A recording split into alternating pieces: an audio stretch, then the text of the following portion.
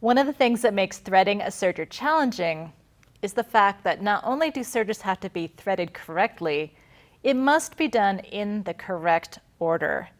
Now, especially if you're threading a traditional manually threaded serger like the one I have in front of me, that is absolutely the rule. Not only must they be threaded correctly, it must be done in a particular order. And that order is we first thread the loopers and then we thread the needles. And when it comes to the loopers, in this case, I have a machine, a cover lock, that has 3 different sets of loopers. And so we always start in the order of upper looper, lower looper, chain stitch looper. Now this has been consistent for all of the different models I've had over the years, but as always, check your serger manual just in case it's that one exception to the rule. So always check with your manual first. But let's go ahead and learn how to thread the upper looper. Now I have my serger set up here with color-coded cones of thread. And these colors correspond to the colors on the front of my serger here along my thread path: blue, green, red, yellow, purple. And all of the threading path for my machine has also been marked with those color-coded marks. This may vary from model to model of what colors are actually used, but most sergers use a color-coded threading path. So for this class, I encourage you, strongly encourage you, to use the same colors of thread as what the path are designated on your serger. And we're going to use that even for samples throughout the rest of class. All right, so I can go ahead and get started with my red.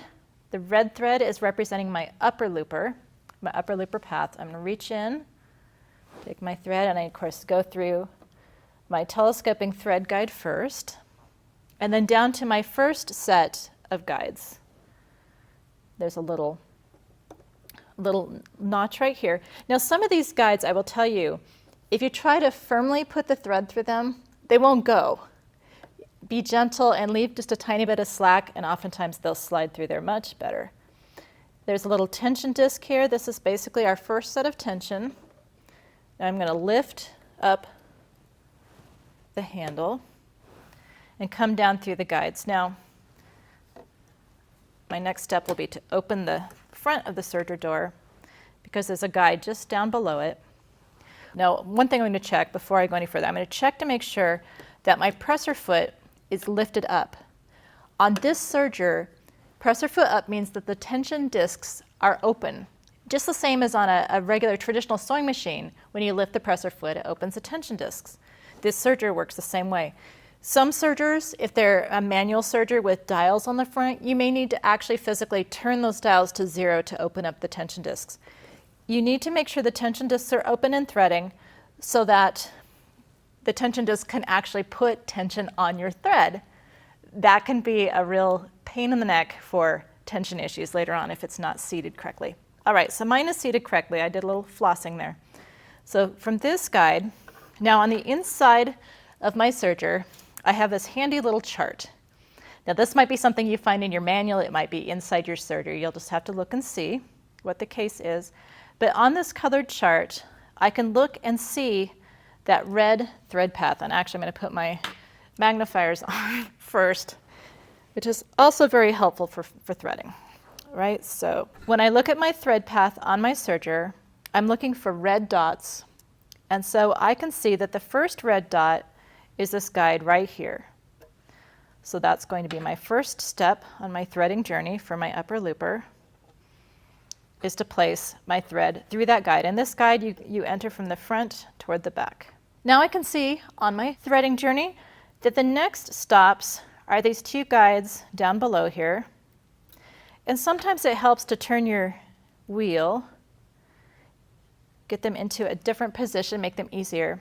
And threading a serger is often a little bit like using floss on your teeth, in that you might experiment with different hand positions and finger positions to make it easier to get into the guide. So this guide, I'm going to come kind of from the below it upward, and I can feel a little pop when it snaps into that guide.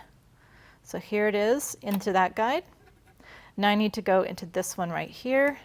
Let's see, I I think it's easier for me to reach it within that position, so I've turned my wheel. The challenge is not to hook on anything else while you're going through the guides. So again, I'm going to come from up below, and it snaps right in. From there, when I look at my chart, I can see I need to go to this little pigtail that's on the back of my upper looper. And of course, the upper looper is the one that faces left. And I'm going to come from the front toward the back and put my thread through that little pigtail. Now the last step is to go ahead and thread this thread through the eye of the upper looper. So my tweezers are now pointing at the eye of the upper looper. So there is an eye here. There are needle threaders you can use, or eye threaders you can use to make this easier. But I usually find if I take my thread snips and just give it a nice fresh cut on my thread, I find it's usually much easier to go ahead and put through my looper eye. There it goes. Then of course I'll take my tweezers. You notice I haven't used my tweezers a whole lot up to this point, and that's because I'm in the habit of using my fingers for much of this, but I use them when I feel like I need to. All right, so I've pulled the thread through the eye of the looper from front to back, and then it goes underneath my presser foot and off to the left. And there's my upper looper, ready to go.